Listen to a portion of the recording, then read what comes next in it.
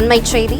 காஷ்மீர் எல்லையில் இந்திய நிலைகளை நோக்கி பாகிஸ்தான் தாக்குதல் நடத்துவதாக தகவல் வெளியாகியிருக்கிறது. சற்று முன் எல்லையில் தாக்குதலில் பாகிஸ்தான் ராணுவம் ஈடுபடுவதாக தகவல் வெளியாகியிருக்கிறது. காஷ்மீரின் உரி எல்லைப் பகுதியில் சிறிய ரக பீரங்கிகளை பயன்படுத்தி பாகிஸ்தான் ராணுவம் தாக்குதல் நடத்துவதாக தெரிவிக்கப்பட்டிருக்கிறது. கூடுதல் விவரங்களை செய்தியாளர் மாணிக்கம் வழங்க கேட்கலாம். மாணிக்கம், வணக்கம். அங்கு தற்போது என்ன சூழல் நிலவுகிறது? விவரங்களை சொல்லுங்க.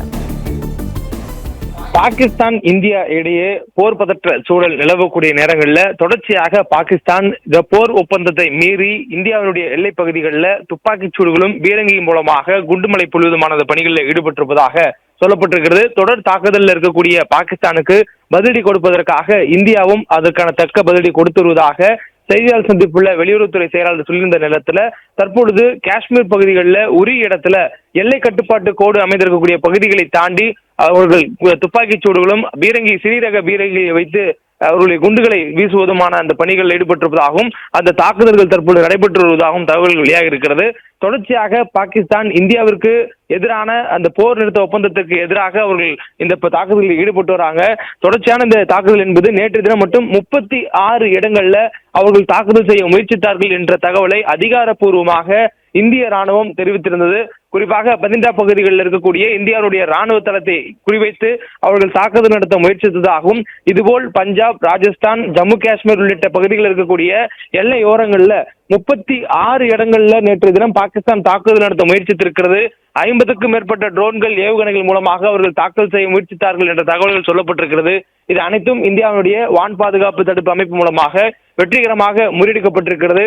மேலும் அவர்கள் இந்தியாவிற்குள்ளாக இந்தியாவுடைய ஒற்றுமை மற்றும் ஒருமைப்பாடுக்கு எதிராக சில வேலைகள் செய்வதற்கான சதித்திட்டங்களை தீட்டுவதாகவும் வெளியுறவுத்துறை செயலாளர் விக்ரம் மிஸ்ரி குற்றம் சாட்டியிருந்தார்.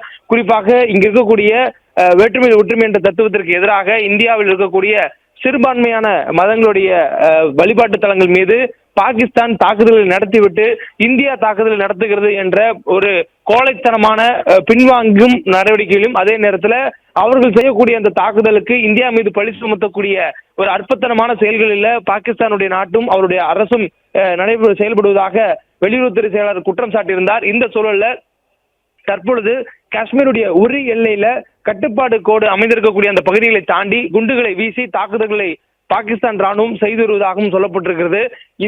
எல்லை பகுதிகளில் எந்த இடத்துல பாகிஸ்தான் அத்துமீறி நுழைந்தாலும் அவர்கள் தாக்குதல் நடத்தினாலும் பதில் தாக்குதல் நடத்துவதற்கு இந்திய ராணுவத்திற்கு முழு சுதந்திரத்தை இந்திய அரசு வழங்கியிருக்கக்கூடிய அடிப்படையில தொடர்ந்து அதற்கான பதில் தாக்குதல்கள் வழங்கப்பட்டு வருவதாகவும் தகவல்கள் சொல்லப்பட்டுள்ளன. காஷ்மீருடைய பள்ளத்தாக்கு பகுதிகளுக்குள்ளாக தொடர்ச்சியாக ஊடுருவல் முயற்சிகளுக்கு பாகிஸ்தான் அரசு துணை புரிந்திருக்கிறது. குறிப்பாக எல்லை தாண்டி வரக்கூடிய பயங்கரவாதிகளுக்கு அந்த எல்லையை தாண்டுவதற்கான அதே போன்று ஊடுருவி தாக்குதல் செய்வதற்கான பயங்கரவாத திட்டங்களுக்கு மூளையாகவும் பின்புலமாகவும் பாகிஸ்தான் அரசு இருந்திருக்கிறது என்ற குற்றச்சாட்டை நெடுங்காலமாக இந்தியா வைத்து வரக்கூடிய நிலையில் தொடர்ச்சியாக இந்த போர் பதற்ற சூழலும் கூட பாகிஸ்தான் நமது இந்திய எல்லைகளுக்குள்ளாக பயங்கரவாதிகளை ஊடுருவ செய்யக்கூடிய முயற்சிகள்ல ஈடுபட்டிருந்தாங்க. அந்த முயற்சிகளும் முறியடிக்கப்பட்டிருப்பதாக சொல்லக்கூடிய நேரங்களில் பட்ட பகலில் அவர்கள் தொடர்ச்சியாக அந்த எல்லை கட்டுப்பாட்டு கோடு பகுதிகளிலும் சர்வதேச எல்லை பகுதிகளிலும் அத்துமீறல்களில் ஈடுபடுவது அம்பலமாக இருக்கிறது. தொடர்ந்து அதற்கான பதிலடிகளை இந்தியா வழங்கி வருவதாகவும் சொல்லப்பட்டிருக்கிறது. எந்த இடத்திலும் இந்தியா முன்வந்து போரையோ தாக்குதலையோ முன்வரையவில்லை. ஆனால் மாறாக பதிலுக்கு அவர்கள் தாக்குதல் நடத்தக்கூடிய இடங்கள்ல அவர்களுக்கு பதிலடி கொடுக்கக்கூடிய விதமாகத்தான் இந்தியாவுடைய செயல்பாடுகள் அமைந்திருப்பதாக இந்தியாவுடைய வெளியுறவுத்துறை செயலாளர் விக்ரம் மிஸ்ரி நேற்றைய செய்தியாளர் சந்திப்பிலே விளக்கியிருந்தார். இன்றைய தினம் நடைபெற்ற செய்தியாளர் சந்திப்பிலும் அதையே அவர் விளக்கியிருந்தார்.